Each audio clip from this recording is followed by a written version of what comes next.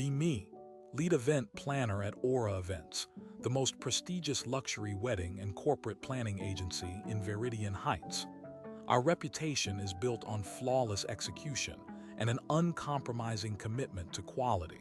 My office is all polished chrome and panoramic city views, reflecting the exacting standards we uphold. Be not me, Electra Bloom, a social media influencer with 3 million followers and an ego roughly the size of a small moon. She approached us demanding a full-service bespoke platinum package for her upcoming wedding. Her initial email was a masterclass in entitlement, suggesting our standard fees were quaint for the unparalleled exposure she would provide. The first consultation was a clash of titans. Electra, draped in designer activewear and radiating an aura of self-importance, waved off our meticulously crafted proposal. She declared it uninspired and off-brand for her unique aesthetic. Her fiancé, a quiet man named Thomas, sat beside her, seemingly carved from stoic oak, offering only muted nods. She wanted our top-tier services for an 80% discount, citing synergy and audience reach. My internal policy alarm bells screamed. I calmly explained our pricing structure was non-negotiable for bespoke events. We do not barter for exposure. Electra then presented a list of demands that contravened our safety protocols and several city ordinances.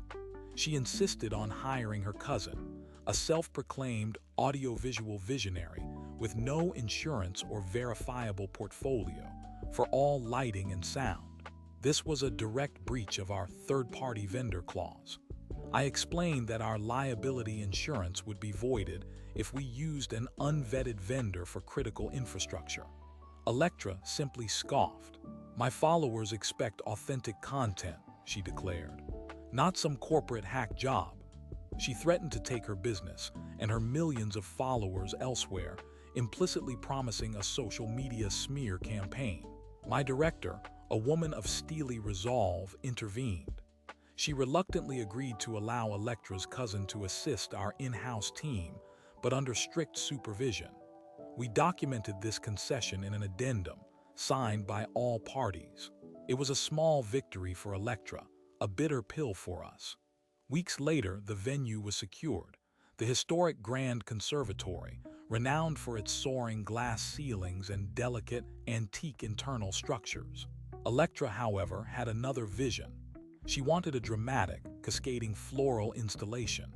Not just flowers, but entire tree branches, suspended directly from the conservatory's main support beams, draping over the guest tables. Our lead architect immediately flagged this as a potential structural and fire hazard. The conservatory's internal sprinkler system lines ran directly along those beams. Any modification or stress could compromise their integrity. We had an existing, approved plan for elegant, floor-standing floral arrangements that were breathtaking in their own right. I presented the architect's report to Electra. I highlighted the fire code violations and the immense risk to the historic building. "It's impossible, Electra," I stated, my voice firm.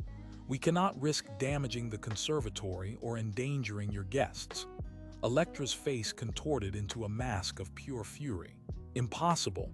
Nothing is impossible for my brand." She accused me of trying to sabotage her dream wedding. She called me uncreative and obstructionist. Thomas, for the first time, cleared his throat, but Electra shot him a venomous look that silenced him instantly. She then went over my head, not just to my director, but directly to the conservatory's management. She threatened a public relations nightmare, alleging discrimination and incompetence. She claimed we were denying her basic artistic freedom, framing it as a human rights issue.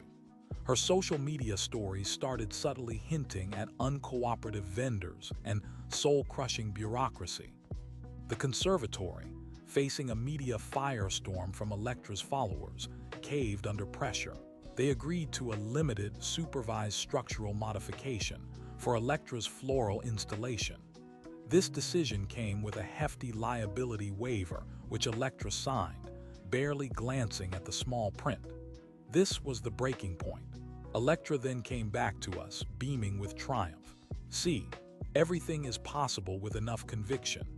She demanded a full refund for her emotional distress and the unnecessary hassle before the wedding. She cited vaguely worded clauses about client satisfaction in our original contract, threatening to bury Aura events under a mountain of fake reviews if we refused. This was it. The moment I shifted into read-only mode. My patience had run dry. My duty was now to my agency's integrity and to exposing Electra Bloom. My answer was calm, chillingly so. Understood, Electra. We will process your refund request immediately following the event, pending a full review of services rendered and contract adherence. A small, almost imperceptible lie. The refund was never going to happen. From that moment on, every interaction, every instruction, every email exchange was meticulously documented. I created a separate, secure digital folder for Electra Bloom's wedding. It contained original contract signed by Electra, addendum regarding her cousin's assistance with specific liability clauses for unvetted vendors, architect's report detailing the risks of the ceiling floral installation and the proximity to sprinkler lines, time-stamped and certified. My email, explicitly stating Aura Events' refusal to proceed with the ceiling installation due to safety concerns. Conservatory's waiver, signed by Electra, acknowledging responsibility for any and all damages resulting from client-mandated structural alterations. This waiver, buried deep in the conservatory's legal documents, was my golden ticket. Video footage from our security cameras capturing Electra's explosive demands, her threats, and her triumphant demeanor after getting the conservatory to agree. Also, footage of her unvetted floral vendor, Petal Power Inc., her cousin's pop-up company, awkwardly installing the massive branches with what looked like duct tape and prayer.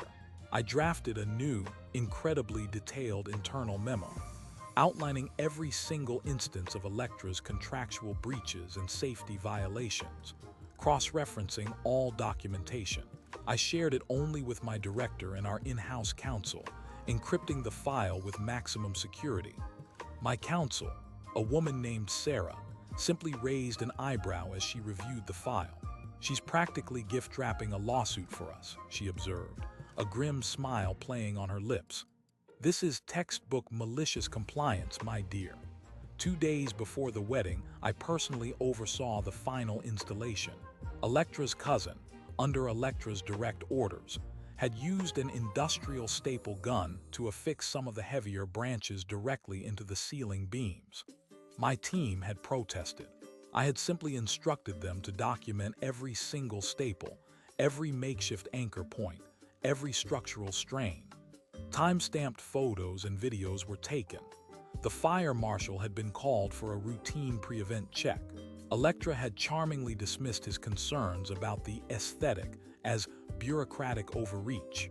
The marshal, sighing, noted the installation but was placated by Electra's signed waivers and the conservatory's approval. He would regret that. The wedding day arrived, bright and unseasonably warm. The conservatory was breathtaking, despite the precarious floral display. Guests, a sea of affluent faces, mingled sipping champagne. Electra, swathed in a gown that shimmered with 1,000 pearls, made her grand entrance. The ceremony began. Thomas looked genuinely happy. Mid-vows, a faint metallic groan echoed from above. Then, a distinct crack. A shower of sparks erupted from one of the massive floral installations. It was a faulty wiring job from Electra's cousin, combined with the stress on the old beams. The sparks quickly ignited a dry leaf. The fire alarm blared, a piercing shriek that cut through the romantic ambience. Then, with a deafening hiss, the main sprinkler line above the wedding altar burst. A torrent of water, cold and dirty from years in the pipes, erupted downwards. It drenched Electra and Thomas first, then cascaded over the entire wedding party. The delicate floral arrangements disintegrated, raining petals, leaves, and large, waterlogged branches onto the horrified guests. Priceless gowns were ruined, designer suits soaked.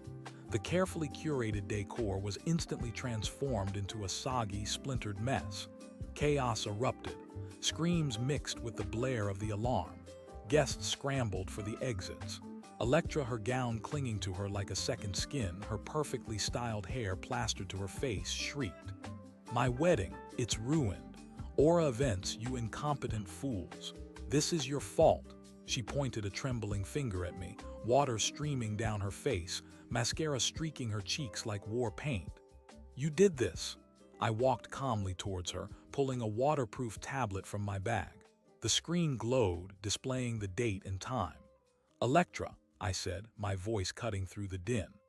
"On November 14th at 2:37 p.m., you were informed that this specific floral installation posed a significant fire hazard and compromised the conservatory's internal sprinkler system." "Lies. All lies," she screeched, trying to grab the tablet.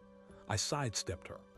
"On November 15th at 10:15 a.m., you signed a waiver acknowledging full responsibility for any and all damages resulting from client-mandated structural alterations. This was after you threatened a public relations crisis against the conservatory if they did not permit the installation." I swiped to a video clip of her signing the document. "Furthermore," I continued, projecting the images onto a nearby, still-functioning projector screen as emergency services entered the building.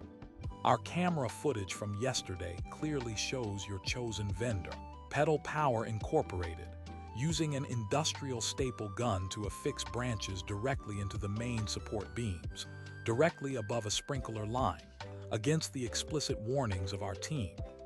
The screen showed her cousin, looking terrified, stapling away. Thomas, pale and shivering, finally spoke up. "Electra, is that true?" Electra stood there, dripping, speechless. The fire marshal, now with a team of investigators, approached us. He looked from the destroyed venue to my tablet. "Ma'am," he addressed Electra, "we have multiple reports of non-compliance and unapproved modifications. Your signature is on the liability waiver for the conservatory, and your vendor's actions appear to be the direct cause of the sprinkler system breach and electrical short." The conservator's manager arrived, aghast. "This building is a protected historic landmark. The cost of repairs, the damage is catastrophic." Electra tried to protest, but her voice was lost in the wail of sirens and the murmuring of her now-soaked, furious guests. Her social media exposure had spectacularly backfired. Update 1: 3 weeks later, the legal fallout has been swift and merciless. Aura Events was completely exonerated. The conservatory's insurance company, armed with my meticulous documentation, has filed a multi-million-dollar lawsuit against Electra Bloom and Pedal Power Incorporated for structural damage, property loss, and business interruption. The City Council is reviewing a possible injunction against Electra for willful disregard of fire safety codes in a public venue. Thomas has quietly filed for an annulment, citing fraud and extreme duress. He's also been seen with our general counsel, discussing his own legal options regarding Electra's business dealings. The word escape has been whispered. Update 2 months later, Electra's online presence has imploded. Her carefully curated image is shattered. Her sponsors, facing public backlash and association with gross negligence, have dropped her en masse. Her follower count plummeted by 2/3 after a series of desperate, tearful videos where she tried to blame toxic corporate culture and incompetent planners. My documentation was leaked to an anonymous gossip site, providing irrefutable proof of her culpability. The comments section of her last Instagram post is a glorious wasteland of schadenfreude. She's deleted most of her accounts. Update 3: 6 months later, Aura Events has never been busier. The Electra Bloom fiasco has become a cautionary tale in the industry, and ironically has significantly boosted our reputation for professionalism and meticulous risk management. We've secured several new high-profile clients who specifically cited our handling of the incident as their reason for choosing us. As for Electra, the last I heard was that she's been evicted from her luxury apartment for non-payment and is living with her cousin, who is now facing criminal charges for reckless endangerment and fraud. She's been entirely blacklisted from the influencer circuit. Justice, it seems, can be a beautifully slow-burning fire, culminating in a spectacular, soaking wet explosion.